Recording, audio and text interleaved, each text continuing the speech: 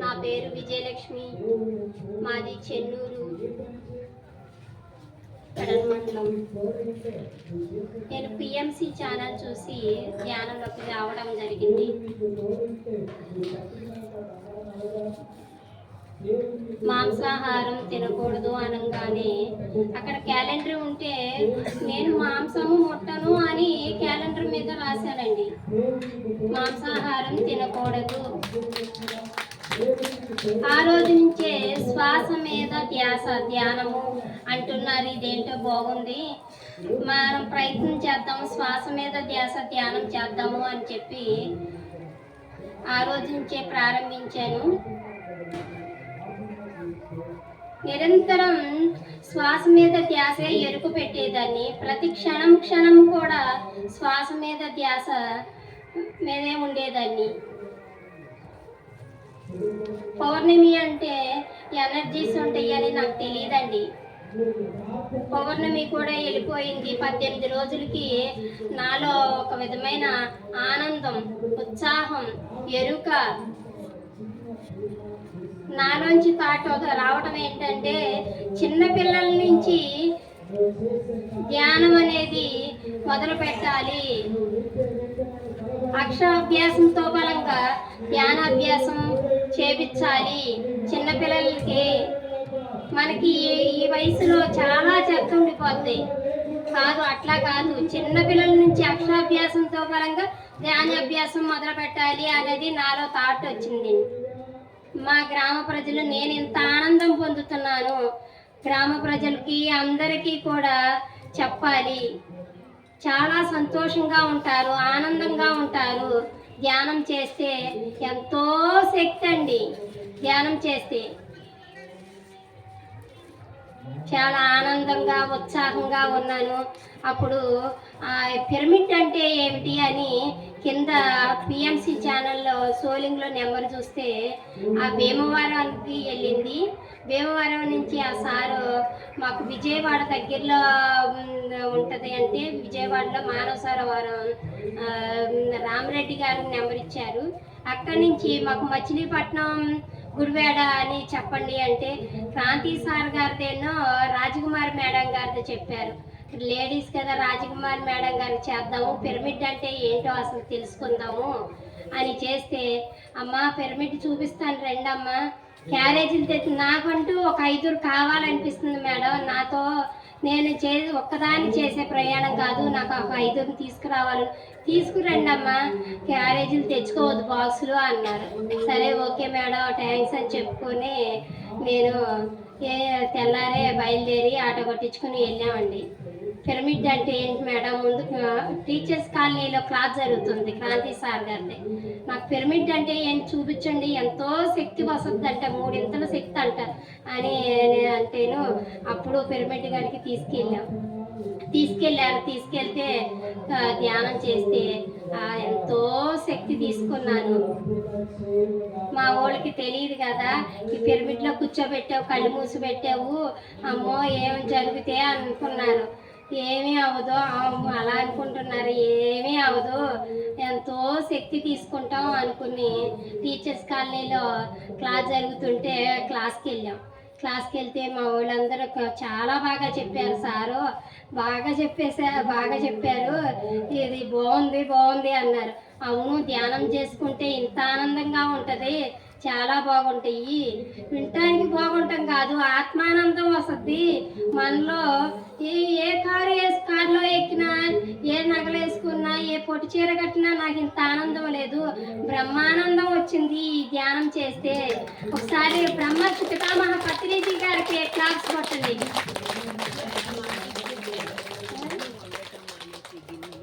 Mic కింద పెట్టండి.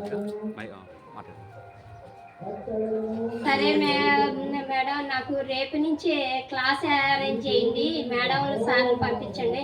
మా గ్రామానికి ఊరున వ్యాన్ వేసుకెళ్ళి పాంప్లెంట్ పంచిపెట్టి ధ్యానం అనేది పరిచయం చేయాలి మేడం, రాజకుమారి మేడం గారికి చెప్పానండి.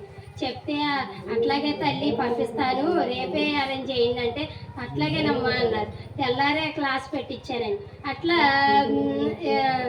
7 రోజులు సప్తాహం పెట్టించానండి. పెట్టించిన తర్వాత కొంచెం మగవాళ్ళకి తెలియదు కదా ధ్యానం అనేది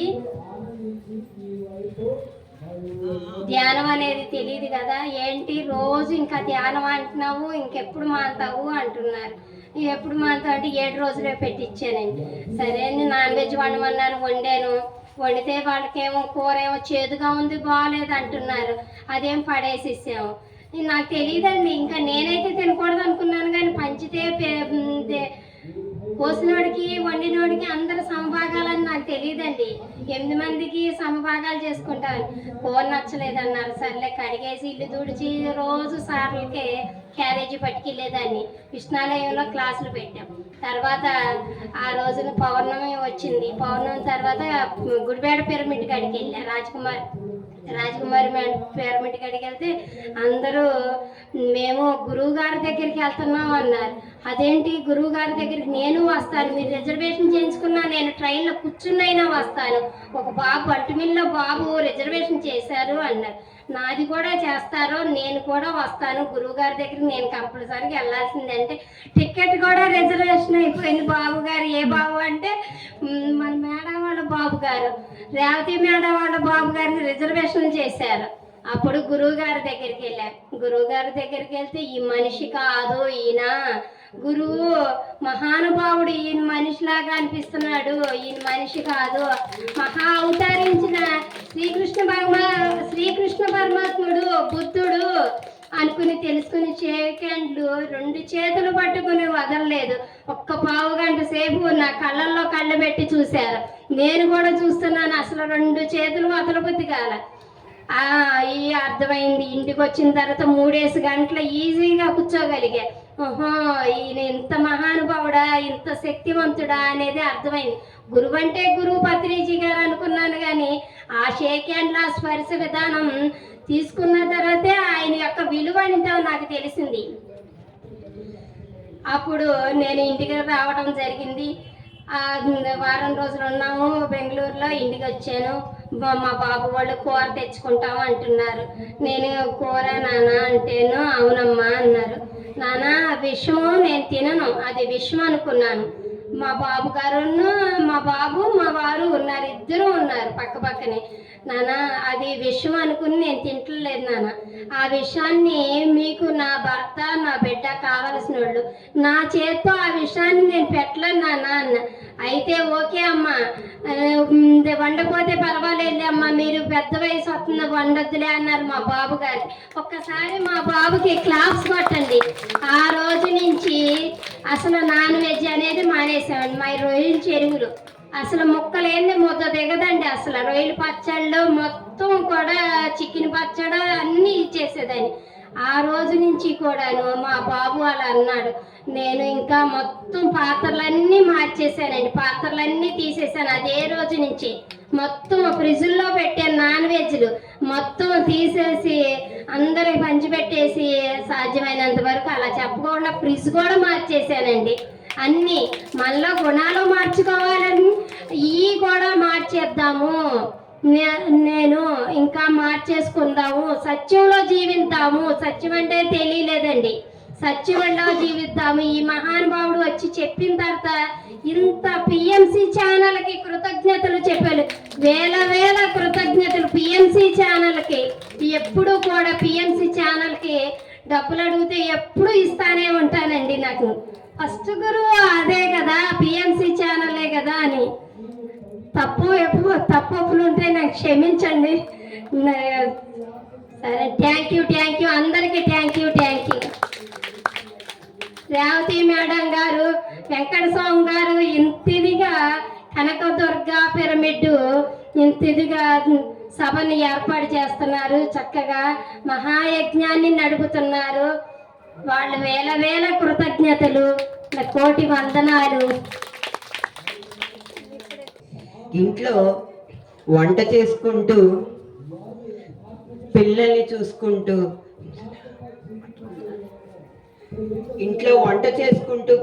చూసుకుంటూ మా ప్రపంచం అదే. పెళ్ళైన దగ్గర నుంచి కుటుంబమే మా ప్రపంచం.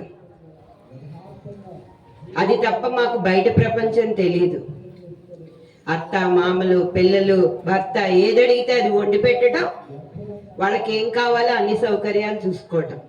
అలాంటిది ఆ మహా చైతన్య స్వరూపం పత్రిజీ రూపంలో భూమి మీదకి దిగి మా అందరి జీవితాల్లో మనందరి జీవితాల్లో వెలుగుని నింపుతూ మనందరినీ ఆ సత్యయుగం వైపు ధ్యానం ద్వారా శాకాహారం ద్వారా మనందరినీ అటు వైపు నడుపుతూ పిఎంసి ఛానల్, మన ఈ ఏఎంసి ఛానల్ ఇలా ప్రతి ఒక్కళ్ళ ఇంటికి వెళ్ళటానికి ప్రతి ఒక్క పిరమిడ్ మాస్టర్ చేస్తున్న కృషి అసామాన్యం. అలాంటి అద్భుతాలు జరుగుతున్నాయి భూమి మీద. ఈరోజు మన దగ్గరికి వచ్చి